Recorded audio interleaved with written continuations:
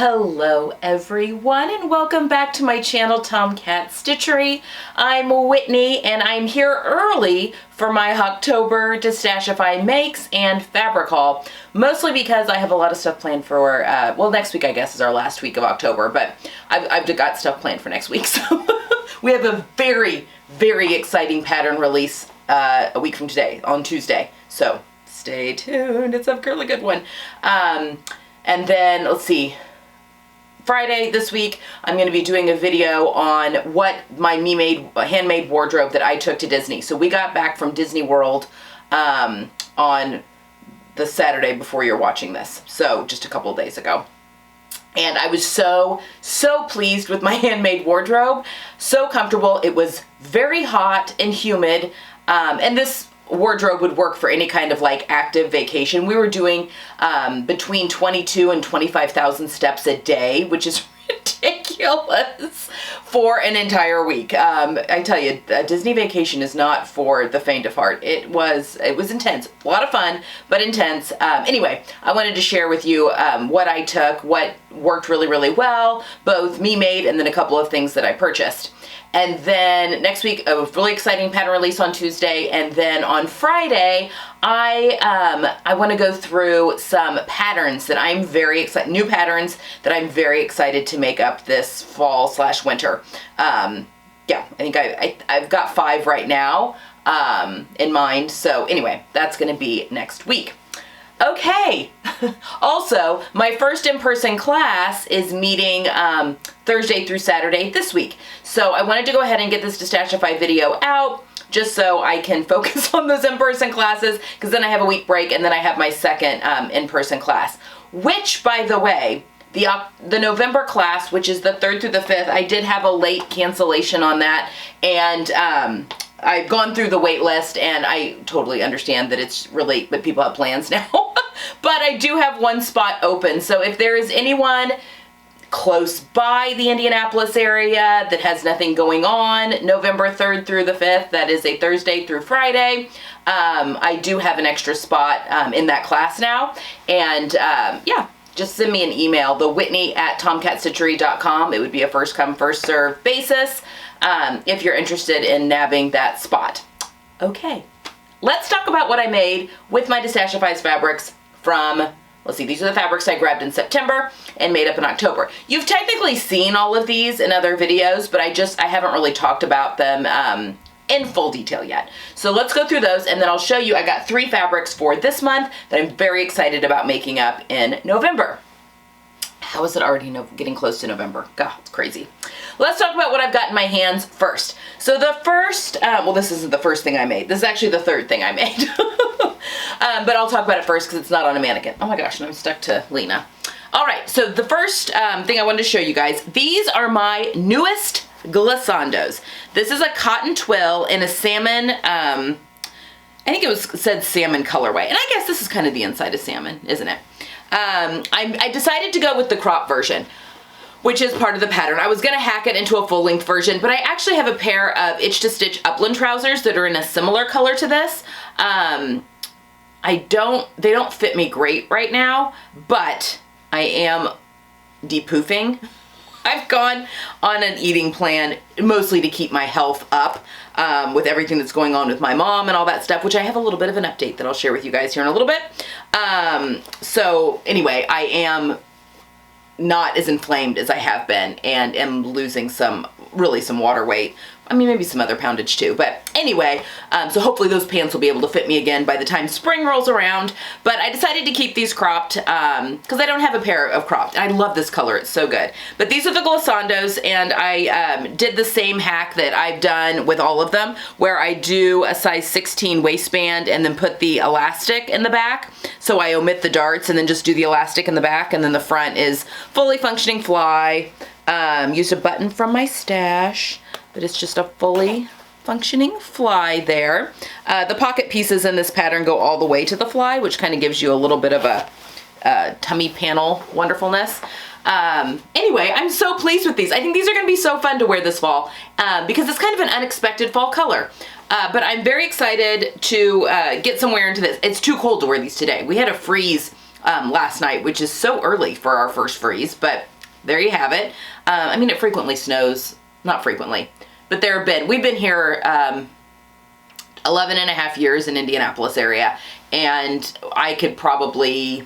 there have been probably 3 or 4, maybe 5 Halloweens where it's been snowing. But anyway, it's too cold to wear these today just because I don't want my ankles out. I've got full-length jeans on today, but it is going to warm back up a little bit later in the week, so I'm excited to pull these out. And obviously this color can be worn in the spring as well. I made the size 12 in this, and then shortened the legs only by an inch. I really only need to shorten these by an inch because I've said this before, even though I'm only 5'2", and Love Notions does draft for a 5'6" person, so technically I should be removing 2 inches from my patterns, and I do if I'm making a dress, but because I'm very short in the torso, but with my legs, I usually just have to take an inch out and I'm usually good to go. So, because I've got longer legs in proportion to the rest of my body. I use the word long very loosely here, because again, I am only 5'2", but in proportion. So these are my new glissandos. So excited about these, and I hopefully have been showing you footage here, but I love them with my new brick colored Arlington, my turtleneck. I think that it's a really fun monochromatic look. I like those colors together, even though they aren't the same color. They're like a similar color, you know, if you were to look at a paint strip, that's what I call monochromatic. If it would be on the same paint strip, but maybe different darknesses or tones of that color. So I really love that. I think it's an elongating look. So anyway, and it's a lot of fun. So those are my glissandos, and yeah, I've got the hack on how I did that on the channel, and it's my favorite way to make the glissandos, and it's very comfortable, especially when you have a fluctuating waistline. What other? I think the only other alteration I made to these was I do scoop out the back crotch curve by 3/8 of an inch, just that deep curve, just because of the shape of my butt. That really helps to give me just a little bit of extra room there. But that's it. That's the only alterations I've made. So those are my glissandos. Very excited to have those in my... We'll just go backwards in the order I made them, because that was the third thing I made. This was the second thing I made. So this is the Love Notions Aria that has been hacked. So if you've been following along on the channel, I did a video on how I hacked the bow neck, the pussy bow blouse part with the collar, and then I had another video where I showed you how I hacked the sleeve. And I had a few people that wanted to see it kind of up close now that the shirt is all finished. So I will show you now. Now the back, if you watched any of those videos, you know that the back of my neckline does not... I ran out of fabric. So this fabric, all these came from the same seller. This fabric, I'm pretty sure this is a cotton silk voile. I could be wrong. I did a little bit of a burn test just out of curiosity, and I think there is some silk in there. I can also kind of feel it, but it may just be a cotton voile. But I think there's some silk in there. I think it's a cotton silk voile. It's very sheer though. So, however, I don't feel like I need to wear a camisole or anything underneath it. I think in just a regular bra, as long as it's nude colored, that I'm fine. So, I mean, maybe when it gets a little bit cooler, I'll want, just for warmth, a little bit of extra layer. But I just love this shirt. I think it's gonna be, actually, I think it would be so cute with a brown ball skirt for like the holiday season, because this is chocolate. So let's look at the colors here. So this dark color here is chocolate brown, and then it's got the red, and it's got a little bit of blue, and then it's got a little yellow stripe, and then like a little cream colored stripe there. This is the sleeve hack that we did. So it's the regular sleeve up here at the top. We cut like a short sleeve, and then we gathered all this rectangle into the cuff.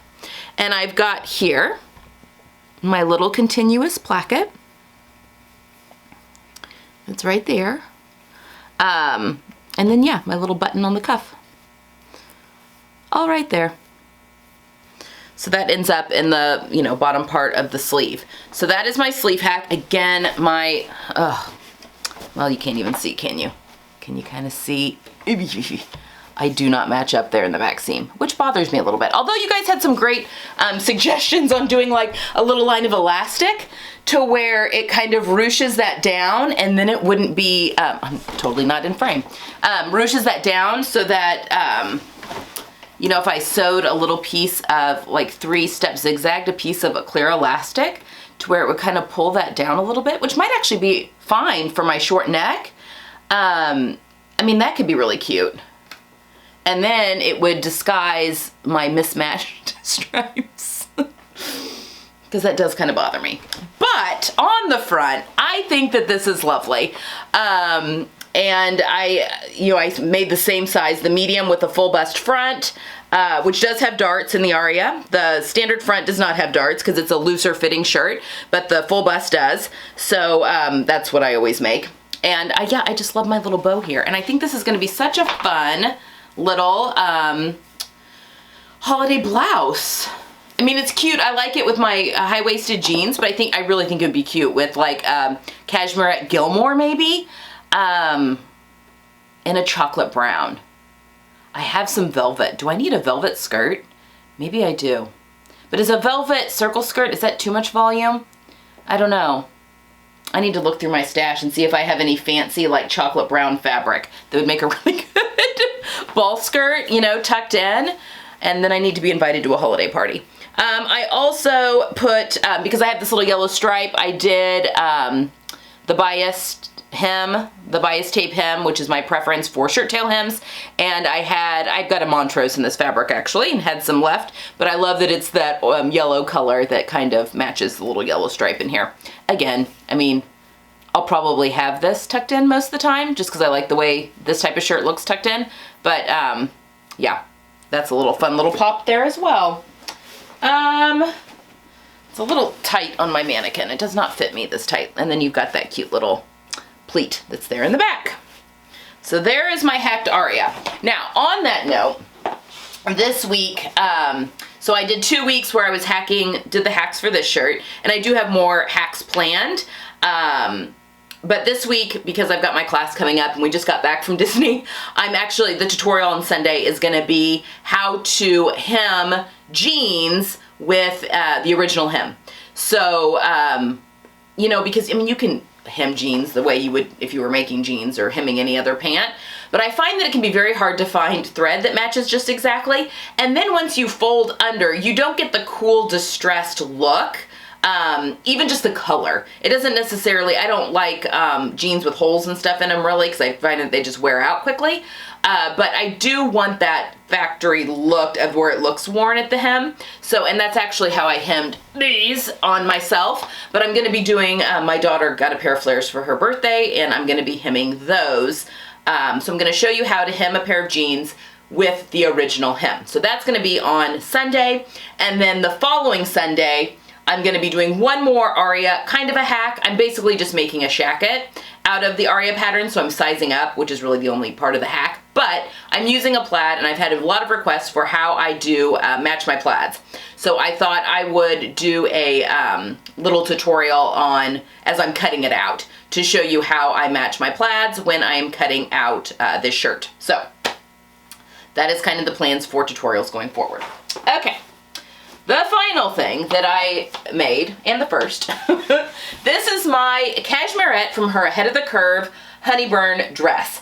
And I did a hack on the channel for how to do a V-neck. So this dress actually has a scoop neck. I've done a V on this one, and I've got that hack up on the channel. It's when I was doing all the pattern hacks through that book. I'll link it up above. I'll have all the videos that I've talked about linked up above if I have enough cards. I think I will. Anyway, I love this for the holidays too. It's just a fun little color. I love it with a little belt because this is kind of it's a little higher waist. It doesn't sit at your natural waist. It sits a little bit above, which I think is really fun.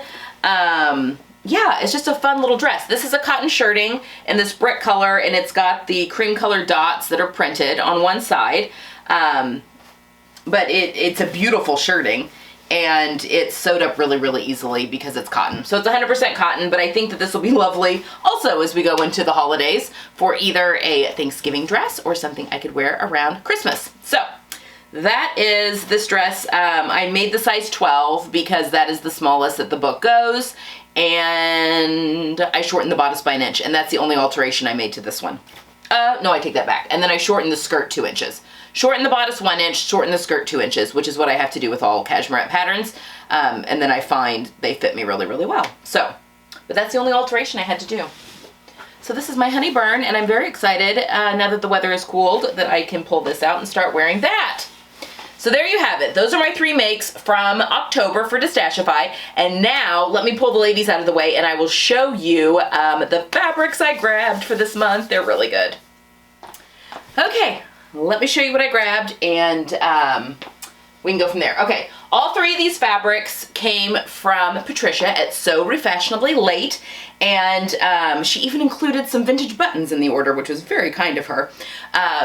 I don't know why. I've always bought from the same seller every time, just because, you know, usually they have like a dump, and for whatever reason I can find my colors in that, and usually they're like right by each other. Not always, but you know, really close by each other, and yeah, it just worked out that way. Okay, so I've grabbed 3 fabrics and very excited about all 3 of these. So the first one I grabbed is this beautiful cotton voile, and it's a border. I just want you to see the colors. So it's like a dark, warm red with these beautiful florals and like kind of that cobalty blue, my warm yellow.